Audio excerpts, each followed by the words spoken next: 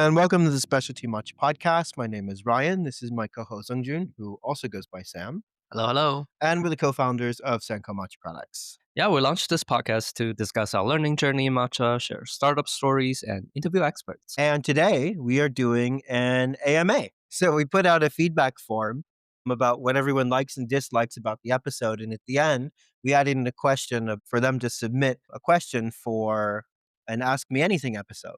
So to keep this super authentic, Sam is going to be hearing these for the first time. I guess it's half authentic. So you can get two responses, one sort of on the fly and one from someone who's had a little more time to digest. Really, I just want to look smarter than Sam. He's so spoiled. All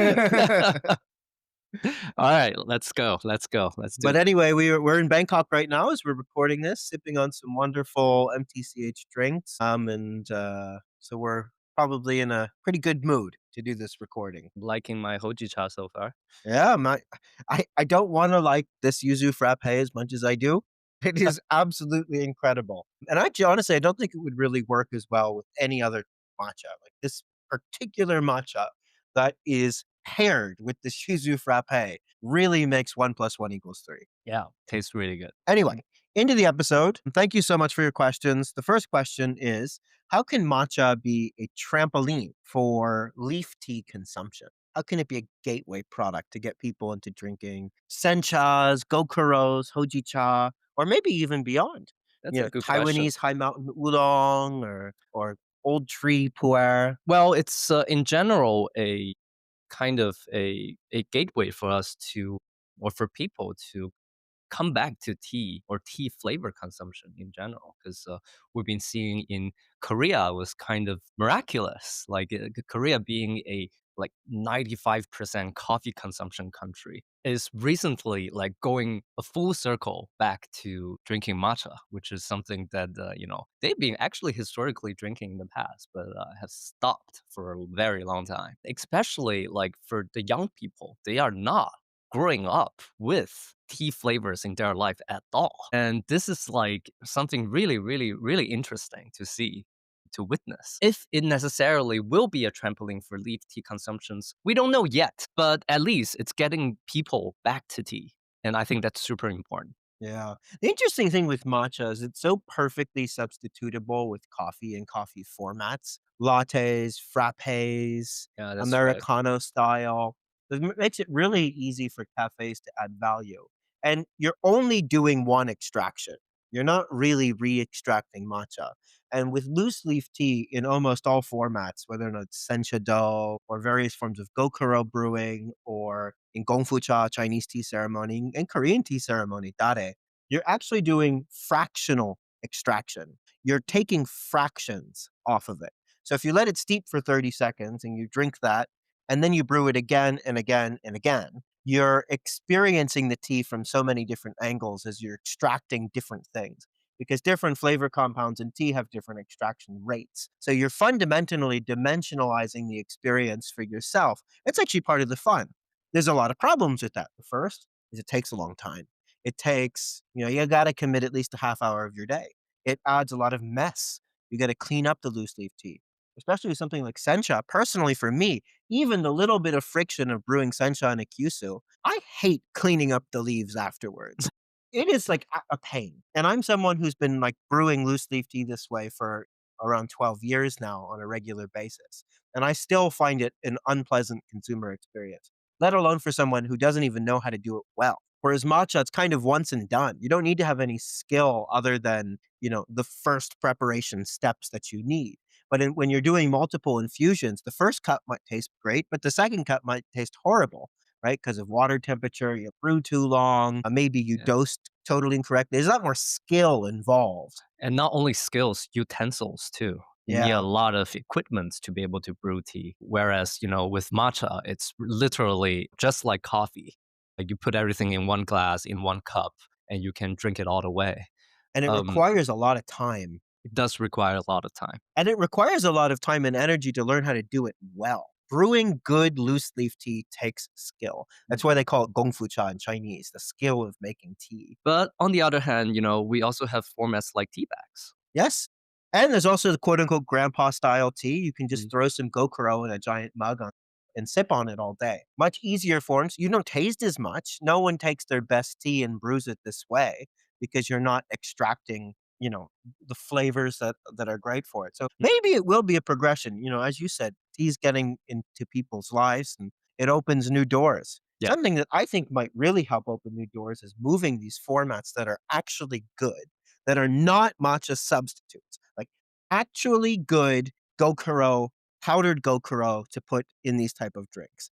Actually good, high quality, single origin hojicha. Actually good sencha in these types of formats might really open people's eyes to these different types of tea and be like the next step on the ladder, the next ladder edge, the next step on the staircase for people to really enjoy and appreciate these different products. I agree. I agree. I think I guess the most important part, or the part that matters the most, is that people are getting back to tea in general. They're Yeah. getting back to tea flavor, they're getting back to tea consumption, they're getting back to being used to like tea as a component of their daily beverage choices. Yeah, absolutely. And actually, loose leaf tea is fundamentally better for a lot of different use cases, especially while socializing. It is really nice having the conversation reset every time you do a brew. You collect the cups, you're with your kyusu or with your teapot or with your gaiwan, you're brewing again, you redistribute. And actually, this is a big thing in Chinese tea appreciation circles, as they talk about conversation flow and like the number of people and how that impacts conversation. But also with each re-steeping, you have a fundamental reset. But also you're doing this over the course of an hour to 45 minutes. It's a very more intimate, long tea gathering than something like matcha where you literally finish it in 1 minute. It's like smoking a cigarette versus a cigar. That's an interesting analogy. Actually, I see a lot of parallel between them. Cigar is also like very sociable kind of moment. You sit down with your friend, and it's a prolonged period of time you can share with with the people that you care about, or people that you want to have a conversation with in a very relatively enclosed environment. But I would say that that probably also confined cigar or loose leaf consumption in a certain context or scenario. That kind of, I don't know if it will necessarily replace the role of coffee or matcha in people's beverage choices for now. So if you just want a quick caffeine, grab and go, probably won't necessarily want a cup of loose leaf tea. Yeah. Yeah. But hopefully there's a growing appreciation around sort of the culture of socializing and taking your time and having tea. I know in Europe this is really growing. I was just at the Berlin Tea Festival a few weeks ago. And like a lot of people say, yeah, we just chill on the weekends and we have a bunch of people over and we taste through a bunch of stuff and just chit chat. Mm. It's it's not a solo enterprise. Yeah, There's a yeah, lot of benefits to it too. So, yeah. all right, next question. If you would start a tea farm, what would you do in terms of Huh. production, working, growing culture, marketing, import, export? What would your 3 to 5 year plan be? And Any tea farm or matcha tea farm? let's Tencha assume tea let's assume this is for matcha, or tencha. tencha, matcha. Yeah. Wow. What's the 5 year plan? The Chinese are good at 5 year plans. Yes, we are. Yes, we are. Wow, this is hard because, to be honest, my dream tea farm is not really a farm; it's a tea forest. I'm all into biodiversity in terms of tea gardening, much like what people in Yunnan are doing for pu'er. But if it's for tencha, like I still think that there's space or room for people to experiment that kind of farming ideology in tencha farming. And we kind of are seeing, a lot of farmers in Japan doing so, like using more zyrite cultivars, Yeah. using more natural fertilizers, or like natural to no fertilizers, which means no pesticides. And we are seeing a lot of farmers in Uji, in Wazuka, in Yame moving into that direction. And some of them are actually making some pretty delicious tea. So I would probably take more inspiration from that pathway, and at the same time, there's just so much more potential for tea to express itself in a more natural environment versus, dosing with standardized fertilizers and using all of these techniques to create, like also pretty delicious matcha. But at the end of the day, what you're really tasting is the fertilizer, not like the tea itself or the tawa itself or whatever is making the tea so unique from other areas. What about you, Ryan? So I'm going to drop an interesting foreshadow. I'll give my answer, but actually we've kind of already done this. So we've never talked about this publicly.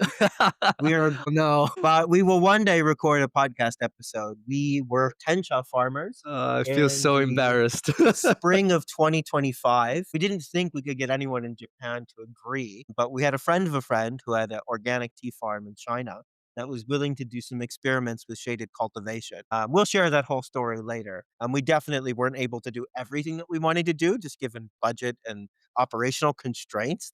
But we will talk about that epic failure, which was actually just a fantastic learning Or experience. prelude to a giant success. We don't Yeah, know. we don't know. Yeah, you got to start somewhere. Gotta start Um, somewhere. but what I would do, or one really cool plan.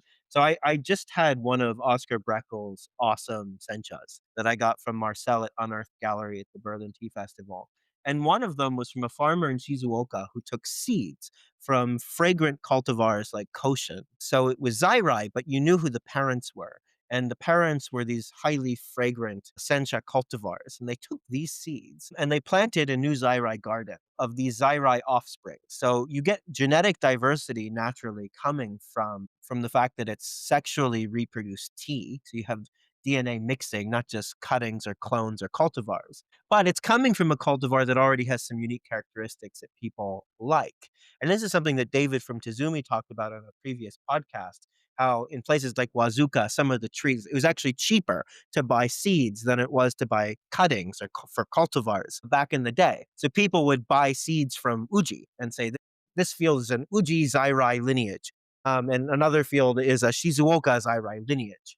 I think this is super cool. And the huge benefit that you get from Zairai is you have taproot structures. All the cultivars, especially apparently the very good tasting ones, Pa has told us from Tea Nursery, have really big rooting problems. The Mm. problem when you have very shallow roots is that you can't access a lot of nutrients. Not to mention the fact that you have basically a monoculture when you have genetically identical plants, which makes everything much more vulnerable. So, what I think would be super cool is collecting seeds from some of the coolest cultivars for that are known for matcha. Uji Hikari, Asahi, Kirari 31, all of these, and create a new Zairai field in one of, really anywhere actually. So then you get the benefits of the children of these plants, which will hopefully carry on some of the fantastic properties.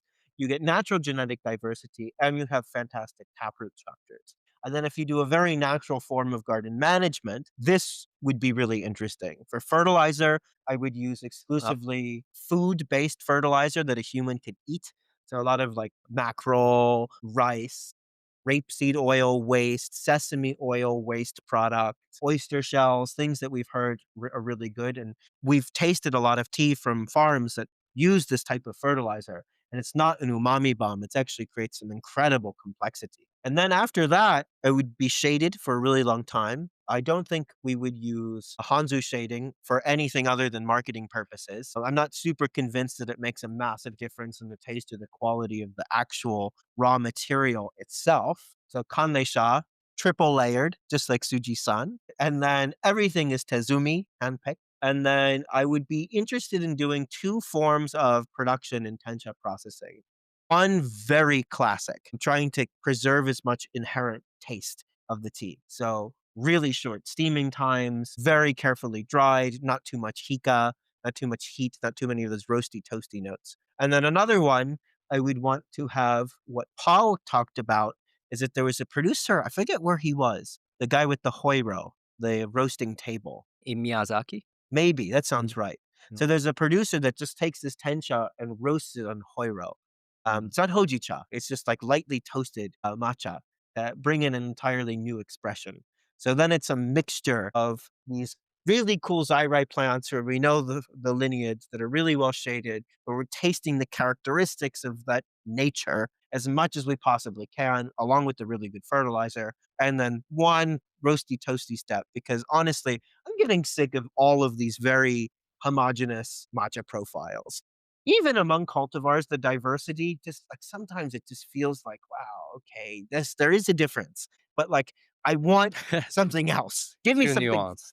fragrant. Give me something roasted. Give me something bitter. I think we need to see greater flavor diversity. So Yeah. that's my very long answer. Yeah, well, for me, I would probably go one more step further beyond that. Why don't we do it outside of Japan? Yeah. When I was in Yunnan last year during harvest season, a farmer of friend of mine had me try a very interesting pu'er. Pu'er is local kind of fermented post fermentation green tea, almost like green tea. That's very local to Yunnan. And it's one of the first form of tea consumption that happens in human history. But he had me try this very interesting pu'er that just tastes so naturally umami. That was my first time actually taste the note umami from a Chinese tea, and I was so fascinated about it. And he was telling me that there's no shaded cultivation. There's nothing similar to how people grow tencha in Japan. What ended up happening is that the tea was growing in deep Yunnan forest that has natural thick canopy. Oh, it's just shaded. It's just naturally shaded tea. The leaves has huge surface area and it's super dark, super green. And I cannot help but think that, oh wow, why don't we just use that part of the garden and we implement some tencha cultivation methodology and we just do it Oh, to natural the shading. fullest. Yeah, Yeah, natural. natural shading. We can even intensify the shading with some extra blankets, extra coverage, Mm. and the soils inside the forest are naturally fertilized with all the fallen leaves from different vegetations. And there's this concept of single tree pu'er in Yunnan that people like Yeah. these big money Laoban were commissioned for production. Yeah, my dream scenario cultivation for tencha production will be one single tree with that 500-year-old pu'er cultivar that we use tencha method and use tencha processing method to turn that into very delicious I'm ready to sign up. matcha. All right, next question. What's your personal philosophy and practice on matcha with sifting? This is a good question. I have an answer. Well, if matcha is fresh milled, it really doesn't need sifted. You can sift and it does help, but we notice that the clumps really don't form until uh, after about 24 hours. Usually. It depends on the humidity too. It also depends on the tencha. It's really variable. I mean, I think if you sift, you're safe. Sifting is yeah, generally a safe practice. yeah, I always sift. 'Cause, it's, even, like, maybe also depends on the grinding mechanism, but with our machine, I always sieve. Mm. And one time I forgot to sieve because of the high compression of the, ceramic plates, you end up, like, compress some powders into, small flakes. Yeah, that's true. And if we don't sift that, it will clump Yeah. naturally. You do hear some people saying our matcha is so finely ground and it's such a fine powder that it doesn't need sifting. Oh, that's so Yeah. not true. The correlation's backwards. Yeah. Um, Exactly. if it's very coarse, you don't need to sift Uh-huh. because they don't clump together as much. You don't have as much surface area. Therefore, you have less surface to surface interaction, which creates this gumminess. So actually, the finer you mill, the more gummy it gets and the more likely it is to clump.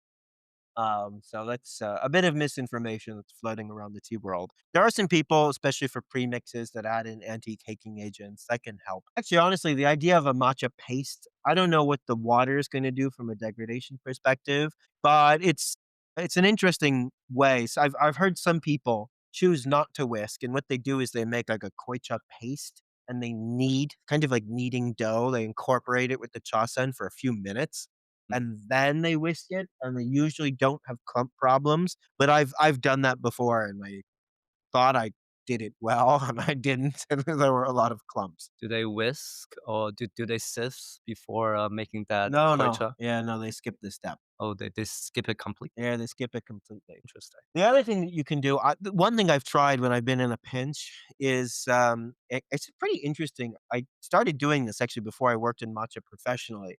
In Chanoyu, at least in a motosenke, I don't know about urasenke, but in a motosenke, you put in your 2 scoops of matcha, and then you use your chasen, and you sort of disrupt the little mountain of matcha that you made.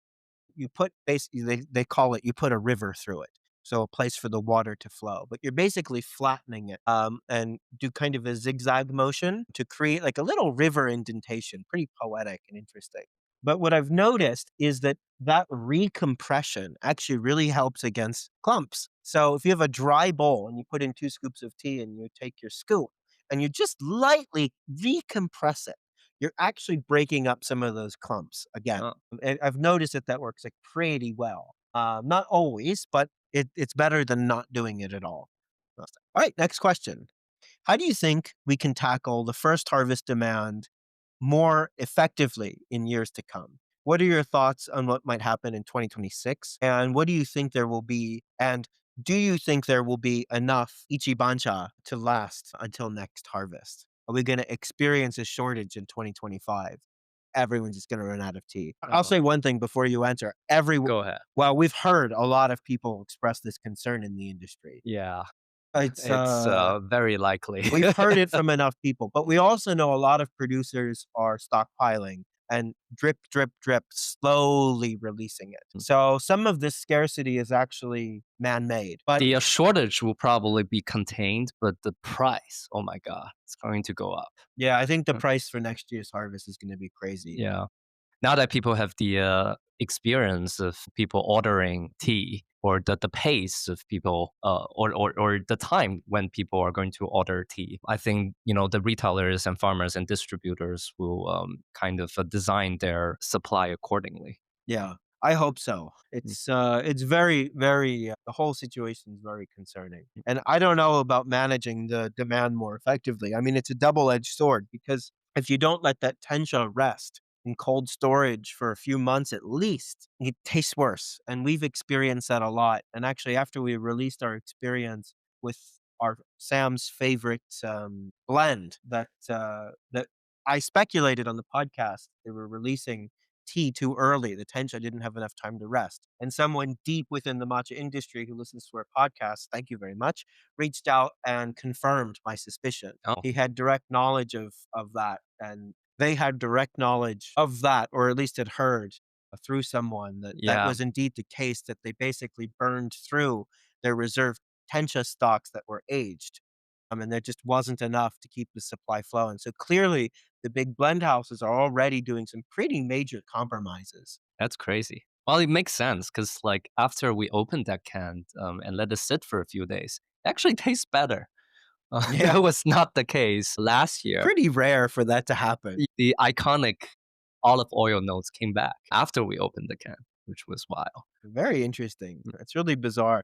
But I don't know. I don't think anyone has the answer to this question fully. I think releasing it slowly is good practice. And I like the producers that do that. I think that's smart. So some artificial scarcity to just kind of slow down consumption and make sure there's enough throughout the year because that would be a horrible outcome. Is that come like February, like everyone's out of stock. That's not good for consumers. yeah, Like, it's a whole lot of short-term pain for everyone now to hold that back, but I think that it might be better for everyone in the long term mm, because just having no supply available anywhere for that amount of time or very little supply is really bad for consumers. agree. It might make them panic buy when it's available, and then we go into these boom cycles of releasing, selling out, releasing, selling out. I think it's not a Oh, very healthy dynamic. yeah, and also at some point, probably a lot of consumers would just get tired of it and move on. Yeah, Like to it's getting too find expensive, something. I'm done, forget this. It's Yeah, too much effort. yeah, It's, that would be really terrible. yeah, especially if the prices keep going up. Mhm. Alright, next question, love this question. Do Best Buy dates even matter? Oh, well, in a lot of cases, they're putting there just to suffice the regulation requirements. Yeah, To me, no.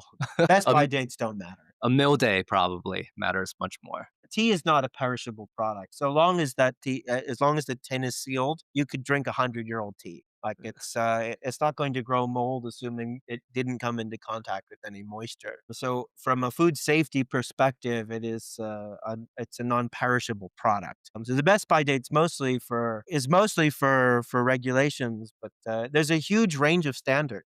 The best companies will put it 6 months after milling. The industry standard is 18 months. But even Yeah. after 6 months, it's honestly unless it's in the freezer, or you're keeping it in really cold storage, and then you take it out, let it come back to room temperature, and then opening it, you're going to suffer from a lot of degradation. I mean, a lot of studies have shown that just 2 months at room storage temperature, it can lose up to 30 to 40% of the EGCG. Yep. So from a flavor, nutrition perspective, I think Best By dates are stupid. I think everyone should move to mill dates. It's very clear why no one's doing it, moving to mill dates. In some cases, it's definitely because the matcha brand owners cannot pull that information from their supplier.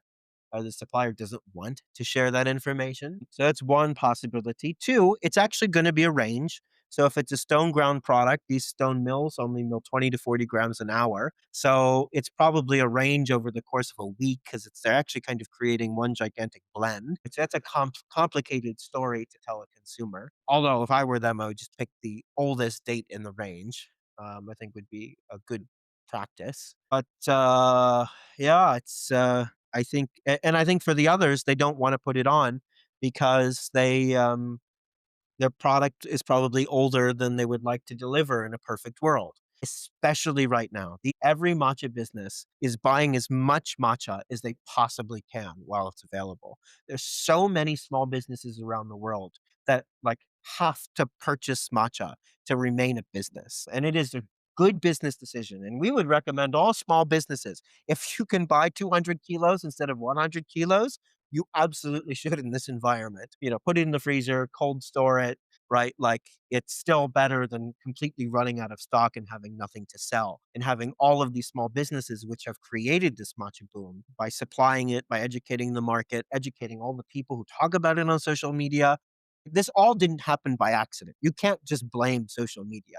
These people who are doing these reviews have built the preferences, are built off of people giving them that knowledge in English, giving them that knowledge in Spanish and Portuguese and French and Arabic and Tagalog and Thai and Vietnamese, right? Like it's all the small businesses are the heroes of this matcha boom. So it'd be tragic. So we would like to have mill dates, but also at the moment, no one has any control over the mill. No one has any control over when they get product. Every single matcha founder that I've talked to in the last 2 months said that like supply for them, even them who have very established businesses, is very unreliable. So I think that keeping them solvent is the most important thing in the interim. But if you only care about consumers, yeah, mill dates are super important. Agree. Next, what questions should consumers ask their vendors and baristas to ensure they're receiving a high quality product? For me, actually, just drink the tea, taste it yourself. I think that's the most straightforward way of understanding the quality of the product that you're consuming. Because like knowledge or information doesn't necessarily equal to quality. In the past few days, we've been sampling a lot of matcha shops in Bangkok, and some of them have like very sophisticated menus with very detailed information about the terroir, about the origin. But the tea just wasn't that good. It was pretty bad, actually. Some. Well, We had some exceptional tea, but also, the bad one is bad by Thai standards. It was still miles above anything you can yeah, get elsewhere. yeah. But like really, is information doesn't necessarily equal to quality. Like people are probably willing to, or sometimes it doesn't necessarily equal to preference. We were sampling this matcha shop that serve only Shizuoka organic matcha, and they are like very has this very tight collaboration with the local farmers. They serve everything organic. It's like And basically farm to cup. yeah, basically farm to cup. And the tea tastes very, very organic matcha. Some people like it. I actually did end up liking the cup that I ordered. It's not a pure matcha, it's a specialty drink. They add some like lime and yuzu juice into the matcha without any sugar addition. Wow, works out perfectly. It's almost like biting into a juicy grapefruit. It was delicious. It was delicious. But I can totally see, that really organic, kind of bitter structure, taste profile doesn't suffice someone's taste preference for matcha. So I think there's a discrepancy on that. So what questions can you necessarily ask? I guess like just asking some of the standard questions about the matcha, like what cultivar, what terroir, what are the preparation method that you are going to use. Like if the barista behind the bar counter have some at least basic answers to your questions, I think that's a good indicator of them at least knowing what they are serving to Yeah. customers. What is it? Where is it Mm. from? How are you preparing it? And anything like any questions deeper than that, like if you can get an answer, fantastic, you jackpot. But if not, then it doesn't necessarily mean that you're going to get a bad product. Yeah, for baristas, it's tricky because typically they don't know very much about matcha. Even at matcha specialty cafes, you really have to go to somewhere where there's very good training. And actually, I think this is a big criticism of the matcha industry in general is that they don't make matcha very interesting for coffee people. There is Mm. nothing interesting saying this bag is ceremonial grade. We source directly from the farmers. This is triple A.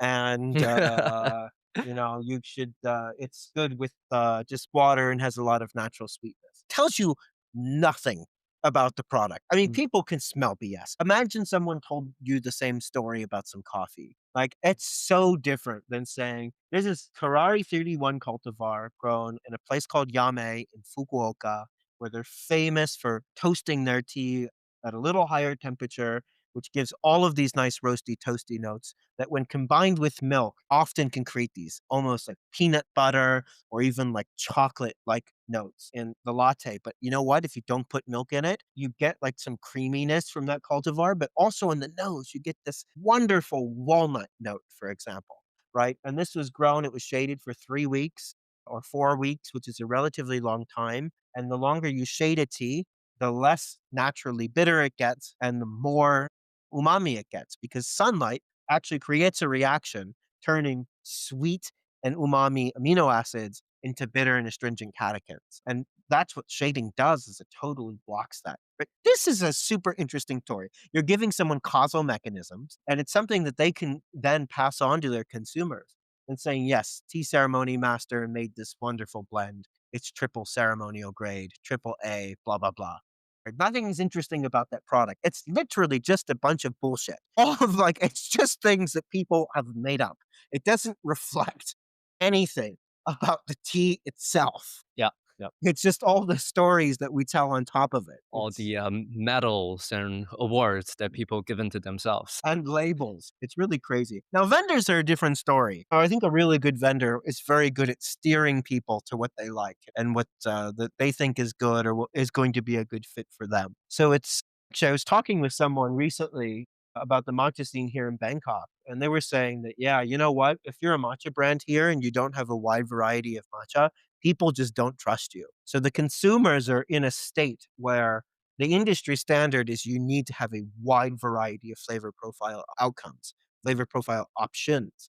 And then you need to have the labels behind Mm. them, whether it's cultivar growing region or processing. Well, that's very unique to Thailand, right? Like, because here you have a very, very experienced and educated consumer cohort that's pulling that information, demanding that information from vendors, from brands, and you don't necessarily quite see that in elsewhere, Yeah, not even in not Japan. even in Japan. Yeah. So it's, but I think it will happen. Oh yeah, eventually it will happen. And that's gonna be a big change. I actually think that Thailand is gonna be the new standard bearers, and they're gonna define the rules of this new game. This new culture of drinking matcha outside of a ceremonial context is by far most sophisticated here compared to anywhere else we've been, seen, or heard of. And I think they actually have the possibility of leading the rest of the world and then it moving outwards. I hope it happens because it's a sophisticated market with consumers who have deep preferences who probably know way more than the average consumer in Japan, like a lot more, like Mm. 10 times more, probably for the daily matcha drinker here in terms of what they know No, about no, this 12 product. times, 12 times.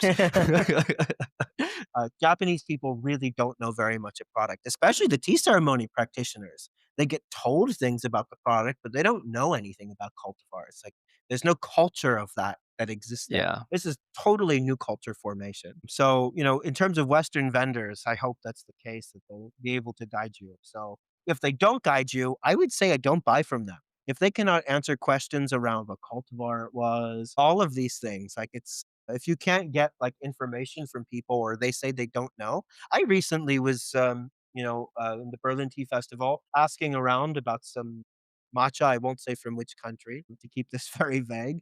And I asked the person who was selling this is one of three products that they sold. They're a matcha business. I asked, what cultivar is this? And she was very nice. She said, honestly, I don't know. And like a lot of people have asked me today, Mm. like, what is the likelihood that any of those people bought that product? Like, probably pretty low, or the Yeah, consumers know more about the product than the business owner selling it. yeah. It's But, after that day, the owner will definitely go back and figure out what are the cultivars, yeah, uh, of the products that they're selling. So, there's a push and pull interaction happening, and I think yes, that's very healthy. very healthy, this push and pull interaction between consumers and these brand owners. But, really broad strokes to literally answer the question, days shaded definitely matters, fertilizer matters a lot, so organic, non-organic. If they have the information. Yeah, if they have the information. Knowing exactly where it's from and not accepting uji, like where? Where is uji? Uji can be Kyoto Prefecture, Naramige, or Shiga. And even within the Yamashiro region, in what people would call the Uji region, there's a huge difference, right? Like Wazuka has remarkably different climate than somewhere like Uji, the actual city Uji, which sits in a river basin versus in the mountains, or in a river valley versus the mountains. So I think it's just a matter of poking and prodding and Yep. seeing what happens. And if you experience some condescension, forget that person. Like Move if on. you're asking a reasonable question and someone's like giving so much pushback, which happens all the time, I don't think that these people have a great seat at the table. If someone says it's proprietary, like, maybe that makes sense. But otherwise, if they're just being super cagey, I think there's no room for this lack of transparency. Next question. What are our experiences with matcha in the UK or talking with people based in the UK? Have you been to? No, no, I have not. Okay. What's your impression from afar, actually? From afar, there's surprisingly a lot of things happening over there, and surprisingly a lot and surprisingly little. Because UK being a very large tea consumption countries doesn't seem to quite have such a diverse specialty kind of consumer cohort yet compared to places like Bangkok or even like in the States. It's a kind of surprising that people are not necessarily using a loose leaf tea framework to access matcha, but there are Yeah. still a lot of people doing matcha. And apparently it's on the up and coming. So I've been to London quite a few times, in and out since 2017, I believe. And I didn't really notice any matcha was there before I worked in the industry. In 2017, 2018, 2019, and just after COVID. But on my last trip there, I did a sort of a matcha tour of four different places, most of which were very Japanese themed and focused. I thought the average quality of the drinks were pretty low. Like actually inspired us to record an episode called Back to Basics, which is a little self-explanatory of my what I experienced there at the four different places that I went to. So not to be overly critical, but I think it is up and coming and growing, a big trend there. And I know that the importation levels of just the volume of matcha that enters that market has gone up pretty significantly. Mm. The CEO of Aya Europe, a guy named Thomas, I forget his last name, presented at the Berlin Tea Festival. Him and his entire team recently did a big trip in London, and he was just shocked. He said that this is like the fastest growing place in Europe for matcha. And he was commenting that, it's part of the trends that start in the US that then first get adopted into the UK and then get adopted into the rest of Europe. I don't know if I fully agree with that causation, but that's sort of what people in the industry that have a lot of context are saying is Mm. that the UK is going to be leading a lot of this new matcha culture that we're seeing. Really? I think it's Germany based on my experiences But talking to people there. there's Um, so many people in Paris too, like doing like Ishiusu grinding. yeah, that's true. Even in the past 2, 3 months, we've had a lot of Ishiusu, a lot more single cultivar, a lot more advanced conversations than had ever existed anywhere. Yeah. Hard to say who the market leaders there. I do think the US definitely had it first, and then it slowly moved. And Europe is a huge problem because very little high quality matcha can enter into the EU. So even just Uh, finding a good product is very challenging. they should fight Um, for it. It's because the O3, Germany, France, and the UK uh, who's gonna be the first.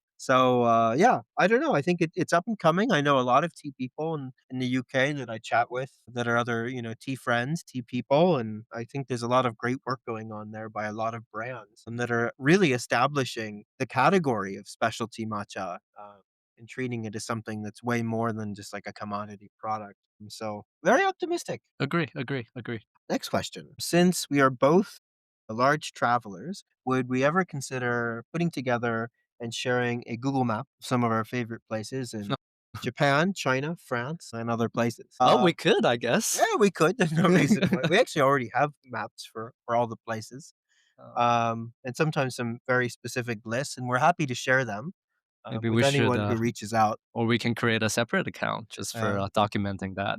Although, I think it really depends on what your goals are for that type of travel. Because, if it's very food focused or very tea focused, we can kind of curate the list. Because even in a city like Kyoto, I mean, the list is just enormous and it really depends on what you're looking for. Yeah, Um, and we also have our personal preference too. yeah. So, we're happy to do it. We've got lots of great recommendations in various parts of the world, but they're very much catered towards our preferences, which are generally tend towards very local experiences that are extremely good value for money. We both hate overpaying for like a luxury experience. And in our experience traveling at our last company where, we had a little bit of a larger budget, it just frequently wasn't worth it. So Yeah, pretty obsessed with value from a traveler perspective. I think Sam and I have been to close to 15 countries together for either leisure or work over the past 7 years. And at this point, we just hate overpaying for things. So yeah, happy to. yeah, Uh, happy to. I'd say the cities that I know relatively well would be Paris, New York, Mexico City. I used to travel a lot there. I know Milan decently well, London a little bit, Bangkok.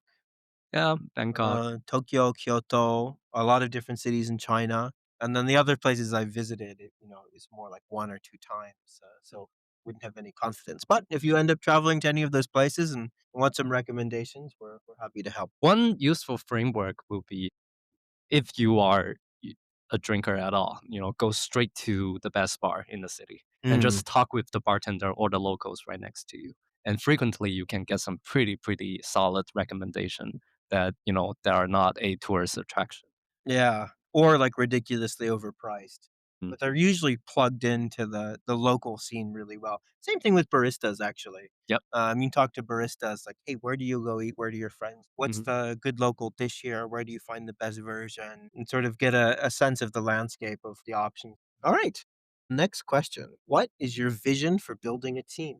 That's a great question. Wow. Huge question too. I'd say so we at our last company, we were at a sort of a scaled startup. We went from basically 3 people to 30 in about 2.5 years, which felt like really fast growth at the time, and learned a lot of very hard-won lessons, going through that experience. I was the second most senior person, Sam was the third in terms of our tenure at the company. So we've been through this before, and really the wrong person Can do a was lot of damage. lot of damage. Oh my god. And also just working with people that you enjoy spending time with. Life is too short to tolerate people that you just can't stand. Yeah. Well, I guess my first advice: trust your gut feeling.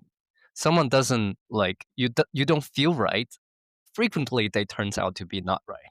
I think that there's something to learn from your first instinct. And Yeah. we have ran into a lot of situations like that. There's a lot of the classic Silicon Valley advice of missionary versus mercenary, and mercenaries are just after money and status for themselves. Missionaries actually believe in the mission, and sort of like spread the gospel, so to speak. So having someone that's like highly ideologically and quote unquote, but not exactly not quote unquote spiritually aligned with the mission, where it's really their work and they're like actually truly tea people and that they deeply care about the mission and the business and making people happy and customers happy is super important to us. And people who are very hard workers too, and that are willing to do any job. I mean, within the case of our company, there is no job that is too low for anyone to do. So really, we can't stand pretension. It's actually like our biggest complaint about a lot of the matcha industry, just in general, just how much judgment and pretension is floated around, and it's something we really don't want to bring onto the team as we scale. There's a lot of that in the tea world sometimes. Any other non-negotiables for vision for building a team, Sam? I guess not necessarily non-negotiable, but we talk about hiring people with like-minded people with like-minded mindsets. But we shouldn't really necessarily find people or surround yourself with people with identical thoughts. Remained a healthy diversity of values. I think it's super important in, making business decision or in making product development decisions. You want this like pushbacks from Mm. your partners, from your colleagues. Healthy tension. Yeah, healthy tension. We have that all the time, every day. I think we irritate each other for about 15 minutes every day, but it's usually over some topic that there is no right answer, and it Yeah, just yeah, stress tests the ideas. yeah. I think that's super important. Frequently, I think it's such a dilemma for solo founders. Is Mm. they don't necessarily have the environment to foster or create such culture. If it's hard to escape living in your own head Mm. if you don't have, intellectual thought partners to really stress ideas with. The ideas need to breathe. That's actually half the reason why we do this podcast. It's like Yeah. we come up with some idea, some hypothesis, and we just wanna let Mm, the idea breathe a little bit. yeah. Get some feedback from people who message us all the time about what resonated, what they disagree with too. Even sometimes, a podcast really turned into a very healthy argument between Ryan and I. And we sometimes even didn't end up releasing those episodes, which they're pretty interesting to listen to Yeah, maybe we should. in retrospect. But yeah, like this kind of dynamic, I think is super healthy and super important. Yeah. To answer this question very literally, we want to remain as small a company as possible for as long as possible. We don't want to outgrow ourselves too fast. So, and we really would love to partner with people. We Yeah, would love to have a large network of people who understand our mill, understand the technology and the company that we're looking to build. And we can turn this into an incredibly local movement with many different people all over the world involved, which we have represented in our beta program for our mill that can mill matcha fresh anywhere and everywhere. that's right. And we'd love to foster that community as well. We'd like to see ourselves as collaborative and helpful as possible to as many people as possible, Mm. and, the, and to benefit as many consumers as possible as well. And there's no way you can do that on your own. And creating this community is like creating a team. Yeah, We a all are broader part of team. Yeah, we're all part of this team. the same team for Specialty Matcha. And, Mm. next question, I feel a little underqualified to talk about considering we are not a runaway success yet. We've had some experience growing and scaling companies before that have gone on to, I think we raised over $10 million at the last company. So decently well scaled from a venture perspective. But so that's some context. But the last question, Sam, how do you know what the right person to build a business with? And was there a defining moment where you clicked and that you realized that you would make great co-founders? Wow. Very hard question, all based on vibes. Live check. I don't know, Ryan. We spent the past more than 10 years with each other doing all sorts of things. It's I don't think there's a single moment of realizing or having that vibe kind of clicked. Mm.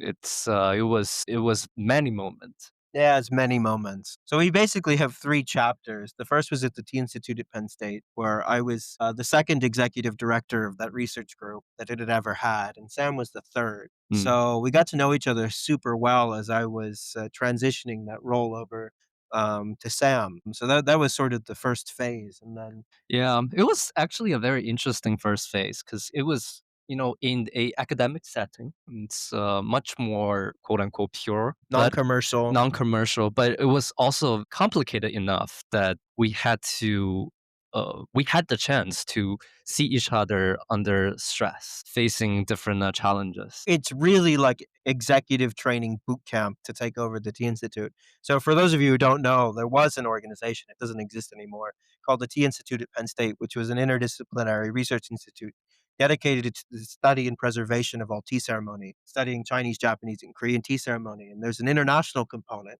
where we would invite speakers to do week-long lecture cycles to the university. They would typically then invite the students back to their country, Taiwan, Korea, Japan, mainland China, to come and experience that. And we get funding for students to go learn at Origin. And then there was also a research arm to the organization, as well as a student-run tea house. But collectively, between Sam and I, we got very good at fundraising for this Mm. organization. Cumulatively, together in about 3.5 years, we raised about $250,000 from the university and from donations to fund this research and to fund the institute that taught students Gong Fu Cha and Chanoyu, Japanese tea ceremony and Korean tea ceremony, and was able to support all of these activities and all of this travel and all of these international events that got quite a bit of recognition from an international audience. So it's a very difficult thing to hand over.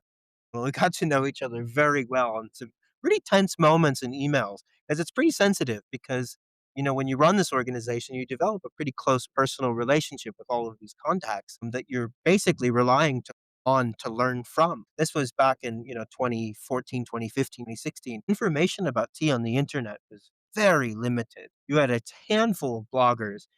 There's hardly any presence on YouTube. You just couldn't learn unless you knew someone. Or know the local language that you are trying to extract information from. Very tricky. So it was a Mm, very sensitive thing to hand over those contacts. mm. So it's a lot of trust building. Like, who can take over this research group and who can we trust to maintain this network of friendships, basically, so that these people will keep saying yes to coming back to the university and to keep all this research going, to keep all the teaching between students going, and making sure that it stays focused and concentrated and mission driven. And you have to also have to learn how to fundraise and how to pitch the ideas.